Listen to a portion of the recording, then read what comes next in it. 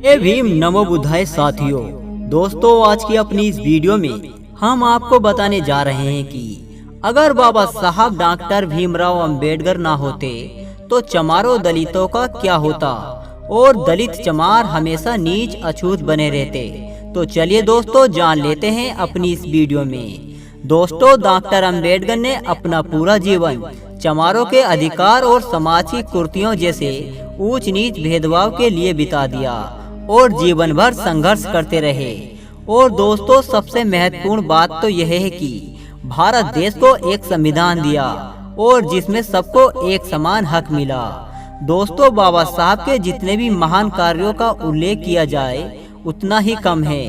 दोस्तों, बाबा साहब अंबेडकर पहली बार 19 दिसंबर 1946 को बंगाल से जीतकर आए, संविधान सभा में आए। लेकिन उसके तुरंत बाद भारत देश का बंटवारा हो गया। जिस संविधान सभा सीट का डॉक्टर अंबेडकर प्रतिनिधित्व करते थे उसे पाकिस्तान को दे दिया और इससे अंबेडकर का निर्वाचन खत्म हो गया।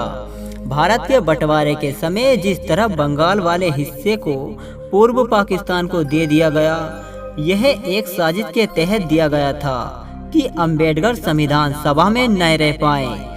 इस साजिश को ध्यान में रखते हुए डॉक्टर अंबेडकर वापस 14 जुलाई 1947 को बम्बई से जीतकर आए और इस जीत के संबंध में यह कहा जाता है कि दोबारा बम्बई से चुने जाने में कांग्रेस ने साथ दिया था।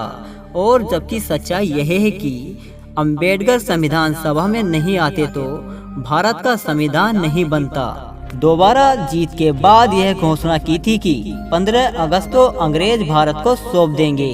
जब बंगाल की जीत के बाद अंबेडकर संविधान सभा के सदस्य नहीं रहते तो ब्रिटेन की संसद ने भारत की संविधान सभा का कड़ा विरोध किया। आखिर अंग्रेज को दबाने और विरोध को रोकने के लिए खुद नेता पंडित जवाहरलाल नेहरू को ब्रिटेन जाना पड़ा। उसमें ब्रिटेन के प्रतिष्ठित नेता चर्चिल ने यह कह दिया था कि भारतीय लोग संविधान बनाने के लायक ही नहीं हैं, इसलिए उनको आज़ादी देना ठीक नहीं होगा। इसके अलावा ब्रिटेन शासक अल्पसंख्यकों इसमें SC ST भी शामिल थे कि अधिकारों को प्राप्त काफी गंभीर से था। डॉक्टर अंबेडकर का कहना था कि schedule caste water him Hindu नहीं है। इस बात पर ब्रिटेन की संसद सभा में खूब बखाड़ हुआ। बाद में हालात ऐसे हुए कि सभी अल्पसंख्यकों के अधिकार का सेटलमेंट नहीं होगा तो भारत का संविधान नहीं बन पाएगा और इससे मान्यता भी नहीं मिलेगी। ऐसे संकट में बाबा साहब अंबेडकर को बम्बई से जीतकर लाना कांग्रेस और पूरे देश की मजबूरी हो गई थी।